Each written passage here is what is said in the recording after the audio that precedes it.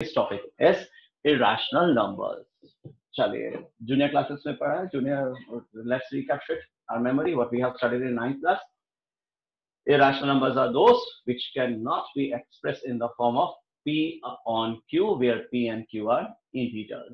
अगर हम fractional numbers की बात करें तो irrational numbers P upon Q के form में नहीं आते, है ना? Where P and Q are integers, यानी दो integers को divide करें और उनका decimal representation non terminating non repeating हो, ऐसा नहीं होता.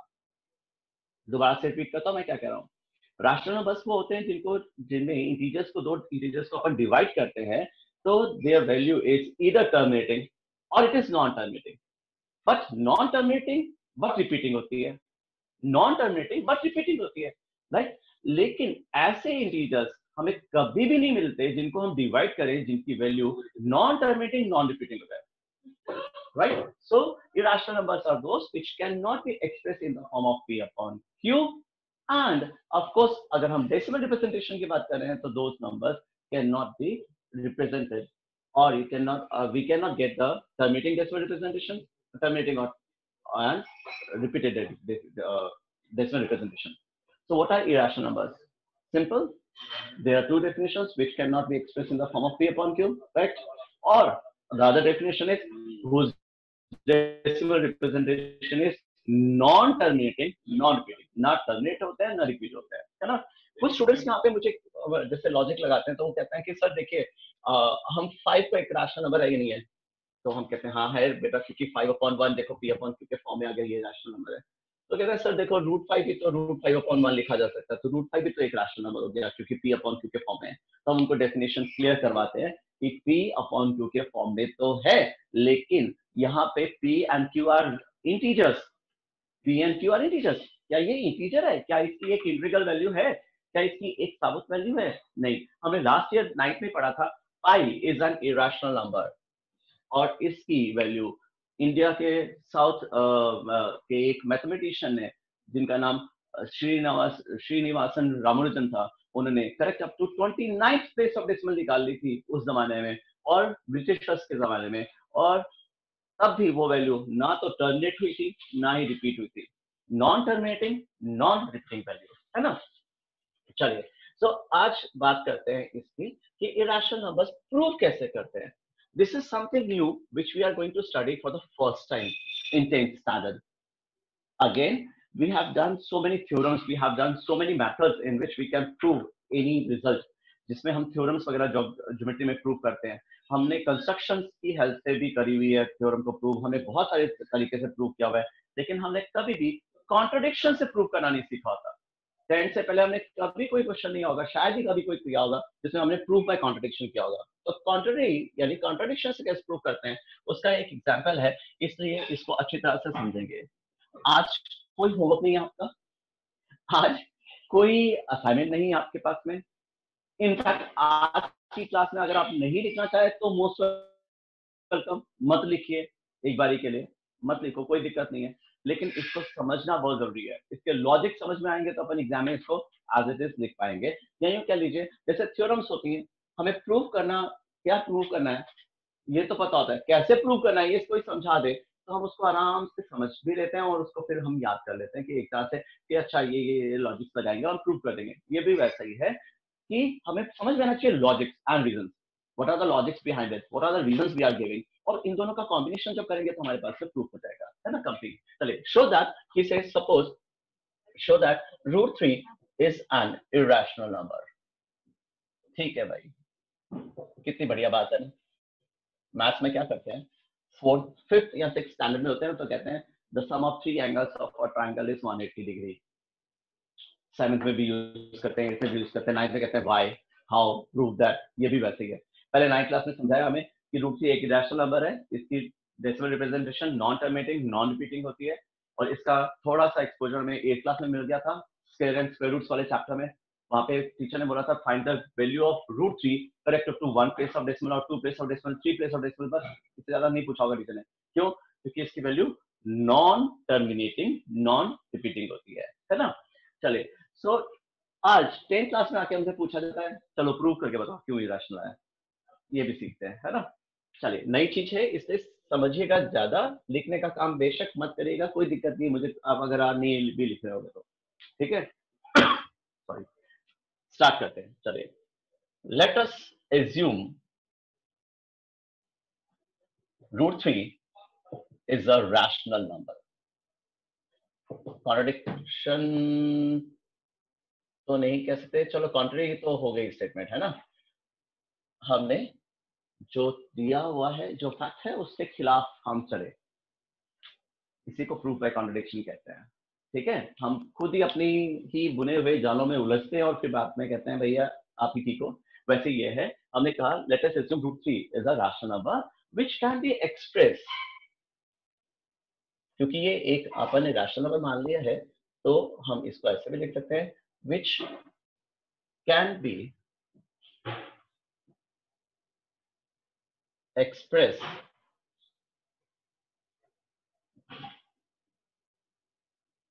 in the form of A upon B, where A and B are co-primer. चलिए अब इसको अच्छी तरह से समझते हैं अपन ने क्या करा। को-प्राइम एक नया वर्ड नहीं है, वैसे तो 4th फिफ्थ में पढ़ा होता है, छोड़ो 4th फिफ्थ की बात, अभी 10th क्लास में अभी फर्स्ट असाइनमेंट का 25th क्वेश्चन भी था और वैसे भी बात हुई थी what are prime numbers, what are composite number, what are coprime numbers, है ना। को-प्राइम नंबर्स वो जिनका HCF 1 हो, को-प्राइम नंबर्स वो जिनका HCF 1 हो। जैसे सपोज अपने को कोई कहे कि हमारे पास में दो नंबर हैं, एक है 26 और दूसरा है 15। 26 एक प्राइम नंबर नहीं है, 15 भी एक प्राइम नंबर नहीं है, लेकिन ये दोनों जो हैं वो को प्राइम है। ये दोनों जो हैं वो को प्राइम है। What do we mean by coprime? जो 26 के प्राइम फैक्टर्स हैं और जो 15 के प्राइम फैक्टर्स हैं उसमें कोई भी कॉमन फैक्टर नहीं है। हम ये कह सकते हैं they are in the form of P upon Q, and since P and Q are in their simplest form, why can't we call them as A upon B? चलो, तो हम जानबूझ के P upon Q क्यों नहीं use करें, आप समझ रहे हैं इस बात को। हम P upon Q इसलिए नहीं यूज कर रहे क्योंकि जनरली अपन क्या यूज कहते हैं, P और Q को इंटीजर्स कहते हैं केवल, कोप्राइम तो नहीं कहते ना जनरली। तो हमने क्या करा, हम वैसे इधर P upon Q भी लिख सकते हैं, लेकिन जानबूझ के हम A upon B ले रहे हैं, इसलिए बताने के लिए कि ये केवल इंटीजर्स ही नहीं है, ये कोप्राइम भी है, यानी इनके बीच का कोई भी कॉमन फैक्टर नहीं है, सिंपलेस्ट फॉर्म में है, they are in their simplest form. फिर से समझाता हूं, चलिए 30 और 16 क्या ये कोप्राइम है? ये कोप्राइम नहीं है क्योंकि इनके बीच में 2 इनका कॉमन प्राइम फैक्टर है। अगर हम इसको 15/8 लिख दें, 2 को हटा दें तो आधे कोप्राइम। यस, इसका मतलब ये नहीं कि 15 और 8 प्राइम हो गए दोनों ना, लेकिन ये दोनों कोप्राइम है। 15 का कॉमन फैक्टर और 8 का कॉमन प्राइम फैक्टर नहीं है, कॉमन प्राइम फैक्टर नहीं है दोनों का, या यूं कहें इनका HCF 1 है, that means they are in their simplest form. Now they are in their simplest form, they are not having any common prime factor, right. So यहाँ पे इस चीज को ध्यान रखिएगा क्योंकि इसी को लास्ट में हम कॉन्ट्रडिक्शन से प्रूव करेंगे, इसलिए ये लिखना बहुत जरूरी इंपॉर्टेंट है that A and B are not integers only but they are co-prime, उनके बीच में कॉमन फैक्टर नहीं है, या यूं कह ले उनका HCF 1 है, उनके बीच का कोई भी कॉमन फैक्टर नहीं है। ठीक है, दैट इज, हम ये कहना चाहते हैं कि √3 can be expressed as in the form of P upon Q और A upon B where A and B are co-prime. So √3 को हम A upon B के फॉर्म में लिख लेते हैं, मान लेते हैं ऐसा है, तो फिर तो A इक्वल्स टू √3B भी होगा। सिंपल ट्रांसलेशन है, कोई किसी को ऑब्जेक्शन नहीं होना चाहिए, B वहां जाके मल्टीप्लाई होगा √3 से, है ना। और अगर ऐसा है तो ऑन स्क्वेयरिंग बोथ साइड्स, दोनों साइड्स को स्क्वायर कर देते हैं, on squaring both sides we get, चलिए कोशिश करें जरा, स्क्वायर करें, A का स्क्वायर A स्क्वायर हो जाएगा, √3 का स्क्वायर 3 हो जाएगा, B का स्क्वायर B स्क्वायर हो जाएगा। सो ये हो जाएगा A square equals to 3B square, √3 का स्क्वायर 3 और B का square B square, so A square equals to 3B square. अब दोबारा से यहाँ पे समझिएगा हम क्या कहना चाह रहे हैं। फॉरगेट अबाउट द क्वेश्चन, एक सिंपल वर्ड चीज पूछता हूँ, क्या 6 2 से डिवाइड होता है? हाँ, तो क्या 6 का स्क्वायर भी 2 से डिवाइड होगा? हाँ, क्या 6 5 से डिवाइड होता है? नहीं। तो क्या 6 का स्क्वायर 5 के स्क्वायर से 5 से डिवाइड होगा? नहीं।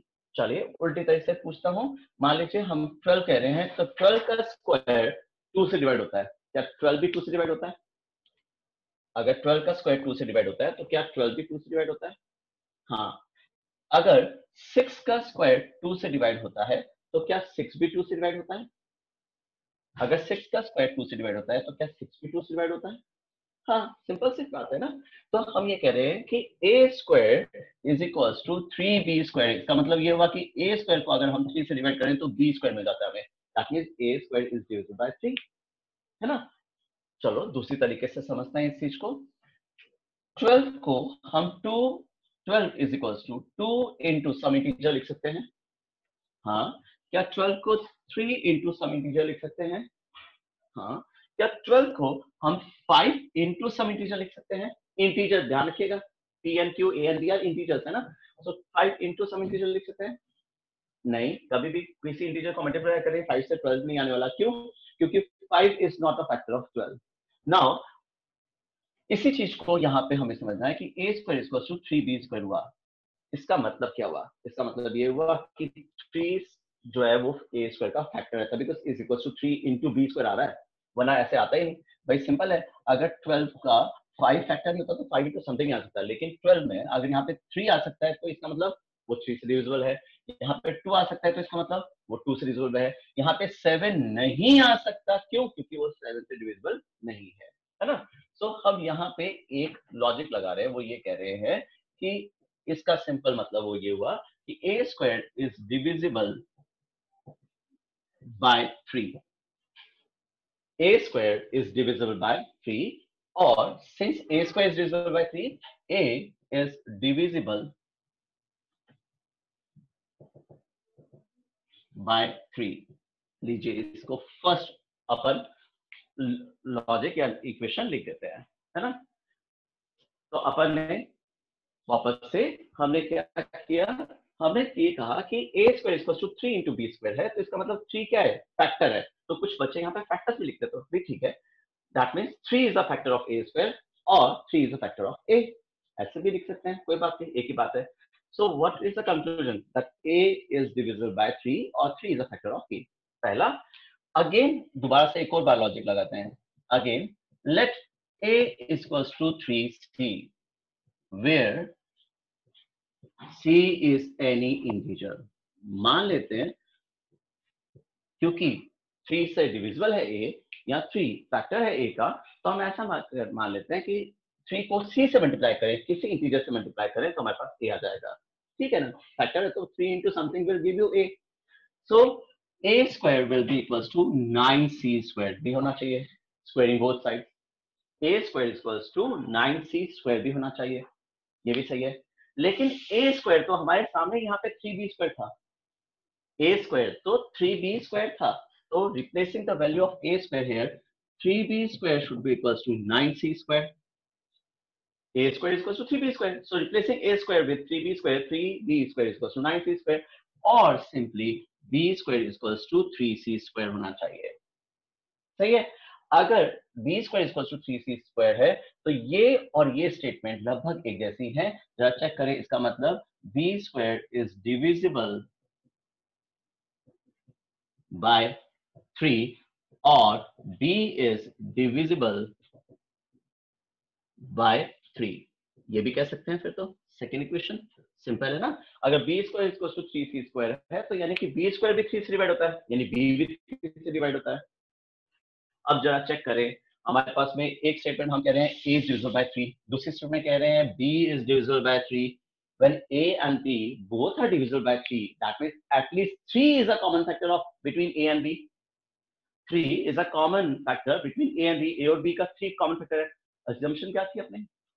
that they are co-prime, they are not having any common factor। कौन सा स्टेटमेंट गलत है? क्या ये स्टेटमेंट गलत है? क्या ये स्टेटमेंट गलत है? क्या स्क्वायर करना गलत है? क्या ट्रांसमिशन गलत किया आपने? क्या चीज गलत की है? जब कुछ गलत नहीं किया तो गलती कहां से स्टार्ट हुई?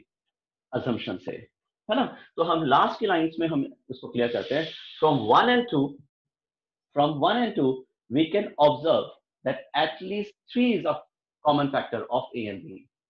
From 1 and 2, we observe that 3 is a common factor of A and B, which contradicts our assumption. Which contradicts our assumption. And this contradiction has arisen because of our wrong assumption. और ये contradiction जो है वो हमारी wrong assumption की वजह से हुई है ना? चलिए दोबारा से मैंने इसीलिए कहा था कि आज लिखिएगा मत, बेशक आप नहीं लिखेंगे ना तो भी मुझे बुरा नहीं लगेगा, क्योंकि इस चीज को समझना है। ये आपको लैंग्वेज आपको रिकॉर्डेड वीडियो में भी देखने मिल जाएगी, बुक्स में भी मिल जाएगी कि आपको क्या लॉजिक लिखना होता है, रीजंस में, वर्ड्स में करेक्ट होता है। इसलिए इस एग्जांपल को एक बार फिर से समझते हैं नए नंबर से, पूरे नए सिरे से समझते हैं इस चीज को। इसलिए some of you are raising your hands and I am not paying attention on them. थोड़ा सा मुश्किल है, नया है, कल ही बोला था, थोड़ा सा टफ डिफिकल्ट भी है, और डिफिकल्ट ज्यादा तो नहीं है लेकिन हाँ नया जरूर है, जैसा कि मैंने कहा। तो एक बार इसको समझते हैं ना दोबारा से, ठीक है, फिर मैं आपकी प्रॉब्लम पूछूंगा कि क्या हो रही है। चलो मान लेते हैं √2 को अपने को इरेशनल प्रूफ करना सही है, हमें मालूम है the value is non terminating non repeating, ठीक है, it is an irrational number. और इरेशनल नंबर को P अपॉन Q के फॉर्म में नहीं लिख सकते, यानी दो इंटीजर्स हमें कभी नहीं मिलेंगे जिनको हम डिवाइड करें और उनकी वैल्यू जो है या उनका डेसिमल रिप्रेजेंटेशन जो है वो नॉन टर्मिनेटिंग भी हो और नॉन रिपीटिंग भी हो। दो इंटीजर्स को हम डिवाइड करें, दो नंबर्स को हम डिवाइड करें और उनकी वैल्यू जो है, उसकी वैल्यू जो है वो नॉन टर्मिनेटिंग भी हो और नॉन रिपीटिंग भी हो, ऐसा कभी नहीं हो सकता। तो √2 इज एन इरेशनल नंबर होता है, ये फैक्ट है। हम कॉन्ट्रडिक्शन से प्रूव करने की कोशिश करते हैं ये √2 कैसे इरेशनल प्रूव कर सकते हैं। तो हमने कहा मान लेते हैं इसे ये irrational number which can be expressed in the form of A upon B। क्या खासियत है A और B की? That they are coprime, where A and B are coprime. तो अपने को यहाँ पे समझ में आना चाहिए कि कोप्राइम का मतलब है कोई भी कॉमन फैक्टर नहीं है उनके बीच में, उनका HCF 1 है, इसमें कोई प्रॉब्लम नहीं तेरे ख्याल से, है ना? चलिए अगर ऐसा है तो A इज टू √2 B भी तो होगा, B इधर जाके मल्टीप्लाई हो जाएगा, सिंपल ट्रांसलेशन है, ठीक है।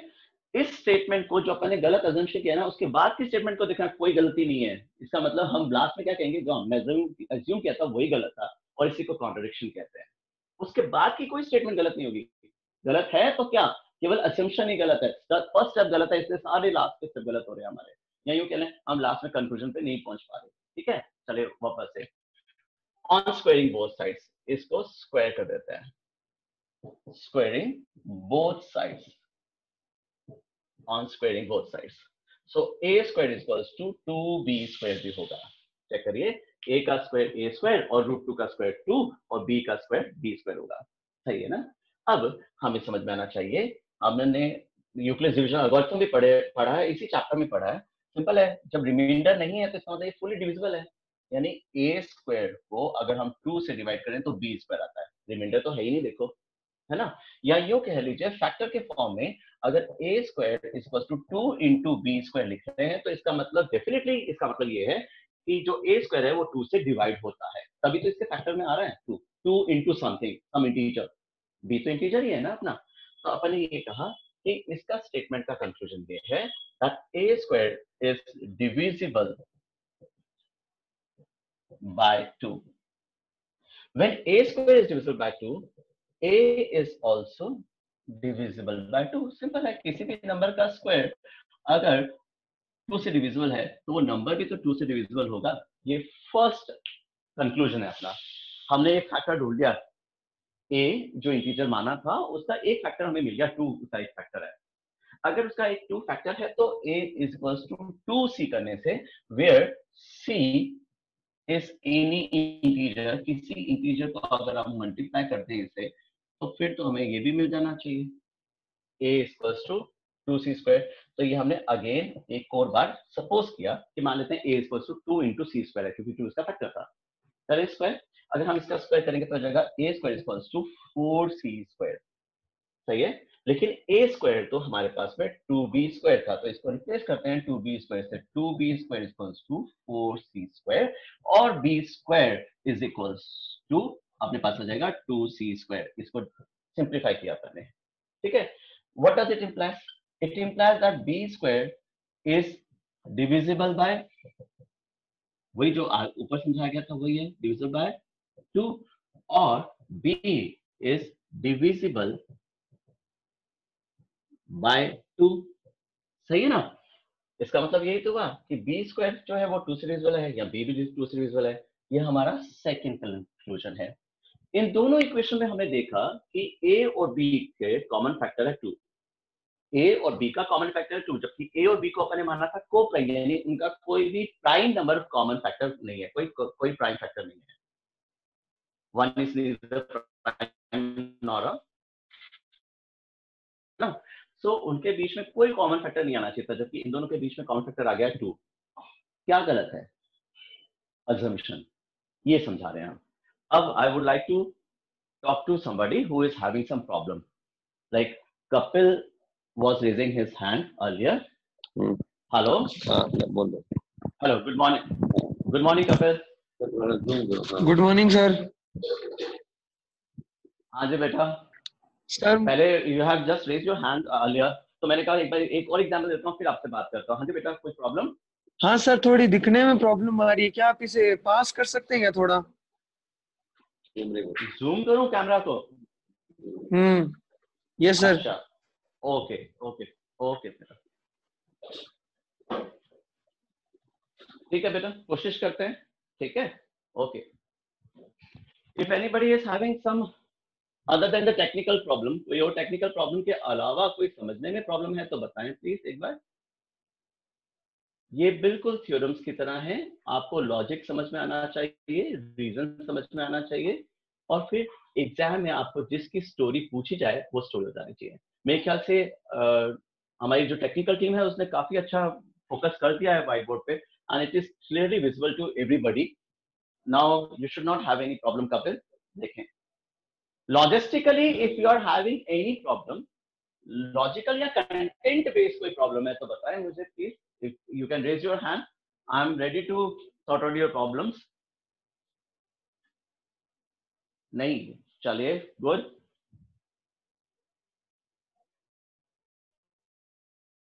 I would like to time is left, then I will start a new example. Otherwise, let's continue with one more example in this same case.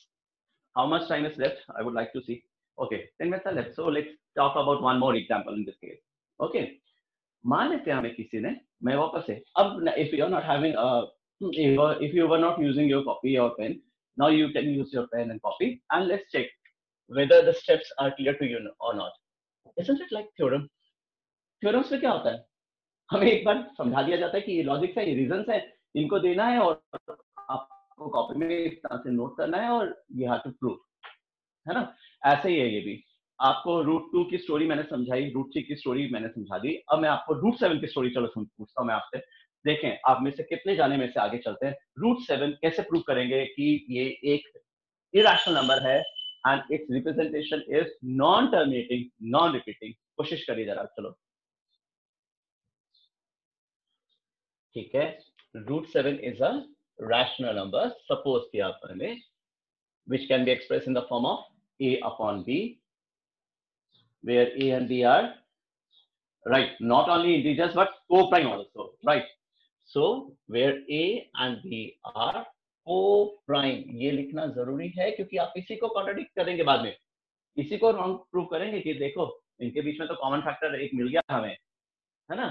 चलिए, सो नेक्स्ट स्टेप में आप a equals to root 7b लिखेंगे, transposition करेंगे b की उस तरफ। अब क्या कर रहे हैं, लॉजिक याद है, स्क्वायर करते हैं दोनों तरफ। So on squaring both sides, a square will be equals to 7b स्क्वायर, root 7 will be equals to 7, root 7 का स्क्वायर मतलब इक्वल्स टू 7 एंड b का square is b, so a square equals to 7b square, right?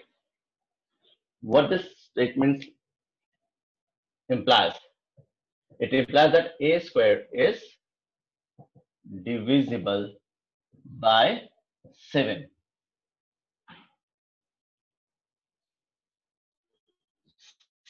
7 is a factor of a square. A square is a factor of 7. चलिए इनमें से कौन सी statement correct है? कुछ बच्चे बिल्कुल वो लैंग्वेज नहीं लिखते जो मैं लिखवा रहा हूँ, ना ऑफ कोर्स ऐसा कुछ होना भी नहीं चाहिए, है ना। तो देखिए इनमें से कोई स्टेटमेंट गलत है क्या? a squared is equals to 7b squared. Can we say a squared is divisible by 7? Yes, पहली स्टेटमेंट करेक्ट है। 7 is a factor of a squared, ये भी सही है क्योंकि 7 into something will give you a squared. But a is a wrong statement. दोनों में अंतर क्या है मालूम है ना अपने को? 2 is a factor of 6. 6 is a factor of 2. दोनों में अंतर।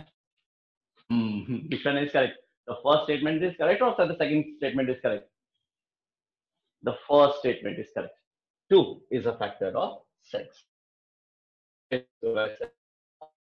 A is divisible by 7. Let it be the first equation, first conclusion. हमें एक फैक्टर मिल गया A 7, right? Again एक बार फिर से सोचते हैं, एक बार फिर से समझते हैं। Again A is equals to, let करते हैं, suppose करते हैं A is equals to 7C, where C is any integer. मान लेते हैं हमारे पास में, ठीक है, कोई C इंटीजर है जिसको 7 से मल्टीप्लाई करेंगे तो A आ जाएगा, क्योंकि हमारे पास में हमने ये कहा था is a factor of A. Considering both sides A square equals to 49C square. याद रखिएगा कौन कौन से स्टेप है, मैं लैंग्वेज नहीं लिख रहा हूँ इसलिए ये याद देना चाहिए कि लॉजिक्स क्या लग रहे हैं, right? Now what is A square? A square is 7B square. So 7B square is equals to 49C square. Simplify करें जरा, so B square is equals to 7C square हो जाएगा अपने पास में, है ना? What does it imply? It implies that B square is divisible by 7, ठीक है, और B is divisible by 7. This is the second conclusion. अब फर्स्ट स्टेटमेंट में कह रहे हैं कि A is divisible by 7. B में हम कह रहे हैं कि सेकेंड स्टेटमेंट कह रहे हैं कि B square is divisible by 7, ठीक है। तो अपन ने दोनों में क्या मिला हमें? फर्स्ट और सेकेंड स्टेटमेंट में क्या मिला हमें? हमें ये मिला कि 7 is a common factor of both of them, right? है ना? तो इस तरह से हम आराम से बता सकते हैं कि ये क्यों गलत कंक्लूजन मिल रहे हैं फर्स्ट और सेकेंड इक्वेशन के, हमें यहाँ कंक्लूजन हमें क्यों गलत मिल रहे हैं? क्योंकि हमारा असम्पशन ही गलत था, ठीक है। अब इसकी स्टेटमेंट को वापस से दोहराता हूं। Hello, yes, Mukesh, Rishabh is there. Hello Rishabh, good morning. Yes, sir. Good morning, sir. Good morning, Rishabh. How are you? I am fine, sir. How are you, sir? I am fine, as you can see.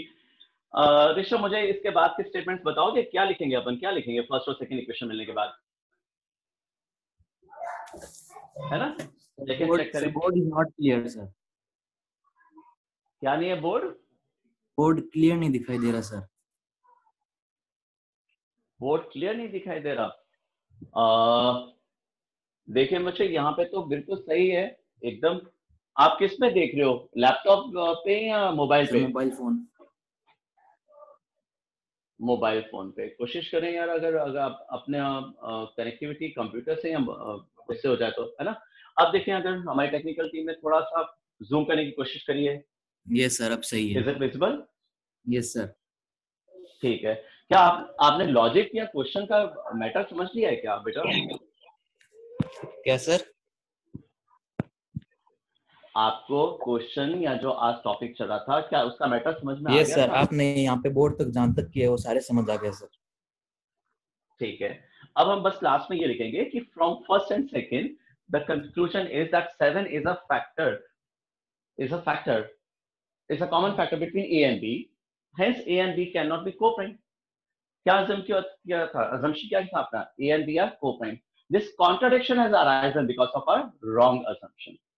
Simply again, from first equation we can see 7 is a factor of A. In the second statement also again we are they are getting is 7 is a factor of B. So 7 is a common factor between A and B. What was our assumption? Our assumption was that they are not having any common factor. ये गलत नहीं, ये statement गलत नहीं, ये square करना गलत नहीं है, assumption करना कि a is to 7c है, ये गलत नहीं है. तो कहाँ गलती हुई? यहाँ से स्टार्ट करें जरा, गलती कहाँ हुई? तो हम यहाँ पे फर्स्ट स्टेप पे आके रुकते हैं कि यार यही गलत है. That root 7 cannot be expressed in the form of a upon b. This is a new thing in 10th class, and we know that this is called proof by contradiction. Okay? चलिए इससे कल continue करेंगे बेटा, जब हम ये सीखेंगे कि एक रैशनल और इरैशनल का कॉम्बिनेशन भी कैसे इरैशनल प्रूफ हो सकता है, कैसे दो इरैशनल नंबर्स भी इरैशनल ही रहते हैं. हमें अच्छी तरह से मालूम है मैं क्या कह रहा हूँ. जैसे 2 प्लस रूट 7 है, जैसे मजाक में हम कहते हैं कि रूट 7 एक बदमाश बच्चा है, उसके सामने एक अच्छा बच्चा भी मिलके जो है वो बदमाश कंपनी बना लेता है. और जब रूट 7 और रूट 2 दोनों ही इरैशनल हो तो फिर तो बदमाश कंपनी बननी है ना. We will continue with this topic tomorrow again. Take care. Have a nice